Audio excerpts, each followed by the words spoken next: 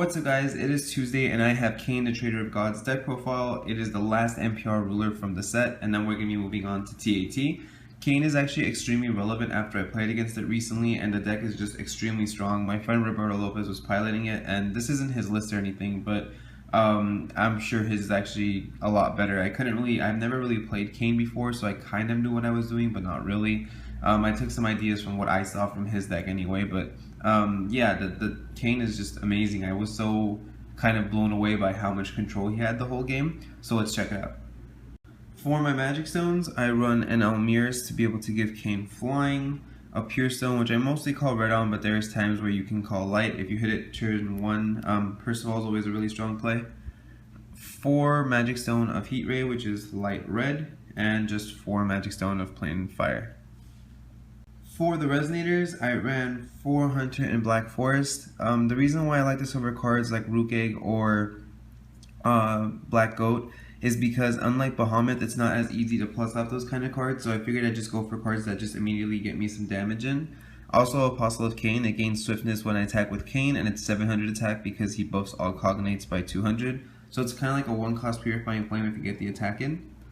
4 Gwen to be able to plus off the cards they try to remove. If they try to Thunder something like Apostle of Cain and I have this on the field, I could just pitch it to draw 2 and discard 1. It's also a 1-drop, which is important for later on. 4 Percival because I have Lancelots in here as well as a lot of swords. And once again, 4 Lancelot.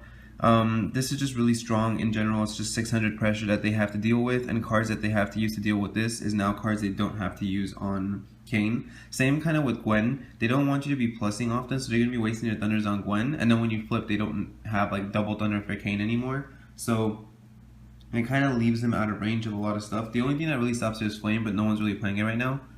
And then 3 Gwyber. Gwen also is just a card that takes the cost off of this, so I didn't mind running her. I normally kind of I'm on the edge with her, but in a deck like this, I thought it was totally fine. I have mostly 1-drops. Lancelot's the only 2-drop, and Percival's the only light, so I didn't feel like it was going to be hard to get these on board. So I just figured I'll use the reds for something like Apostle of Cain and Hunter, or Apostle of Cain and Gwen, and then use the light to drop Gwyber. For the spells, I run 4 Thunder, just self-explanatory, Thunder is Thunder. 3 Crime and Punishment. I kind of also took this idea from Roberto. He used this on, I was using Grim at the moment, and it took out like 2 Gwybers and a Hamlin every single time, because he was rushing for damage at one point, and I was rushing for damage because I felt as though if I outswarmed him, I can get some damage in and make him waste his stones to be popping my Resonators. But I would attack with something like Hamlin, anticipating that, you know, he would have to just use a bunch of Leviathans, use some of his stones to then pop it on his turn, and then during entry he would just go Crime and Punishment, and I was just like, oh, okay, great, like, I just lost my Hamlin, he's gonna have full stones on his turn, he can blow up the rest of my small Resonators and just keep attacking for direct damage, and it's generally a really strong play. I mean, what makes Cain so good is because of the whole ruling where if you attack directly and then they block and the blocker dies, the attack goes through. You don't even have to pop stuff before attacking. They can have 10 Resonators and you could just go swing for like, I don't know, let's say you have 3 Leviathans or 2 Leviathans and Excalibur. You're swinging for like 1300 damage.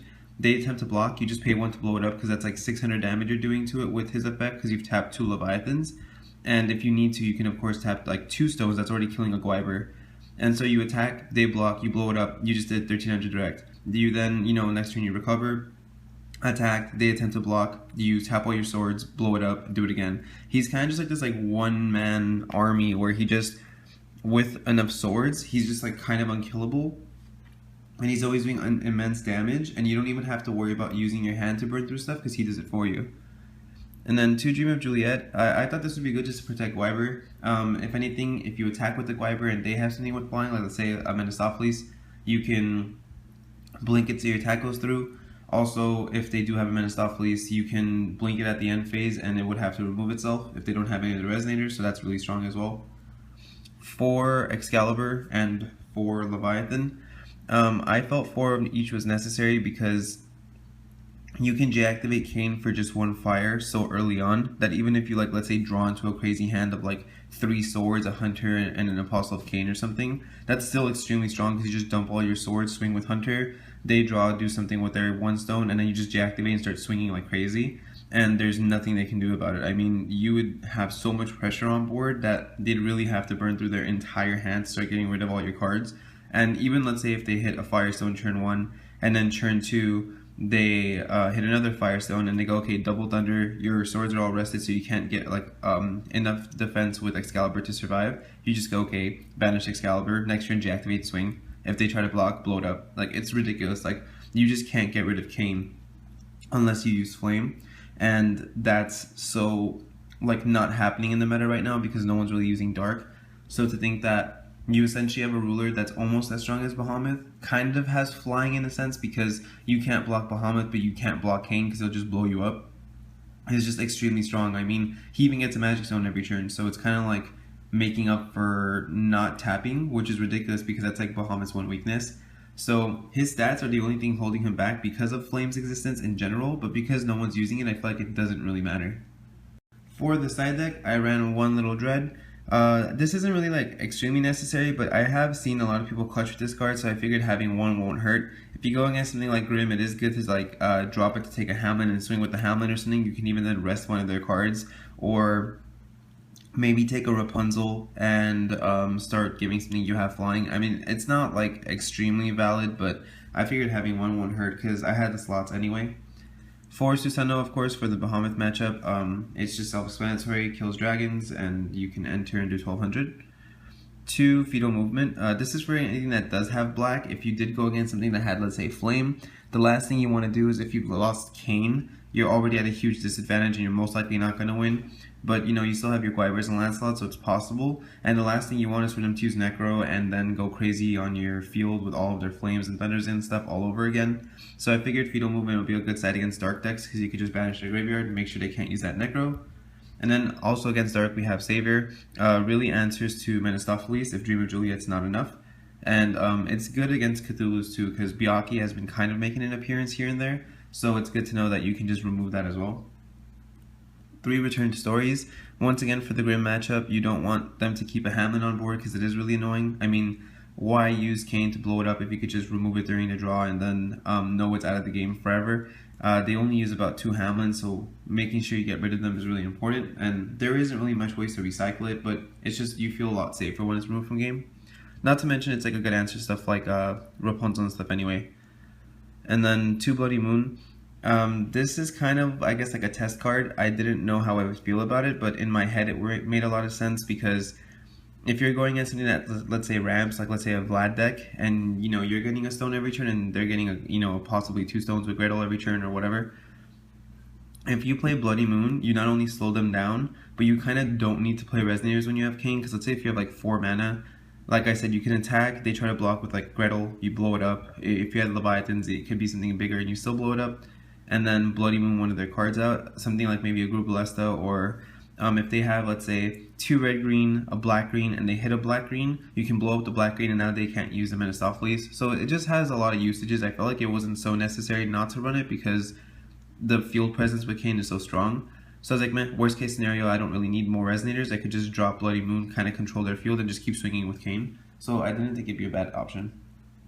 So that was Cain's deck profile. If you guys want a copy of the deck list, just check out the Too Long Didn't Watch version where I'll go really fast through the deck just to give you guys the list. I am probably going to change this because due to suggestions on Facebook, people said that it might be better if I just made kind of like a dual video where the deck list is maybe in the video and then at the end or in the beginning. And then I'll just have a long detailed version so that way it's just one video that helps both parties anyway.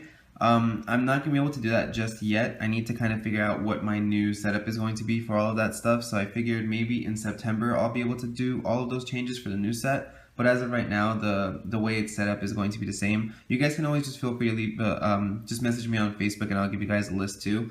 I just don't like putting it in the description because it kind of shoos people away from watching the video. And it's a lot of work and a lot of time, so it would feel bad to not have people actually engage with me and have kind of that connection with the community just because I put the list up. So I hope you guys don't see it as me being selfish or anything. It's really just I want that connection with everyone. I want to be able to discuss and have these small conversations that we have here and there.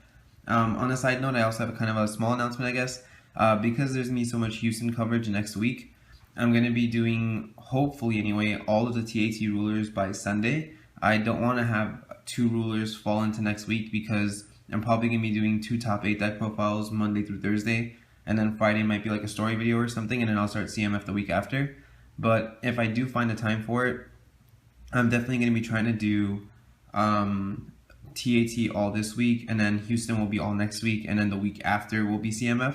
So just kind of, I'll see how it goes. I'm not 100% sure. Don't quote me on anything. And yeah, if you guys have any other questions or suggestions, always feel free to leave a comment in the comment section below, or hit me up on Facebook. I'm really open to all these ideas. I never want to feel like I'm not communicating well with you guys. And if you guys haven't subscribed yet, make sure you do, because I do have all that stuff coming up. Like I said, all the Houston deck profiles and CMF coming right after, possible story videos here and there. And I'll catch you guys next time.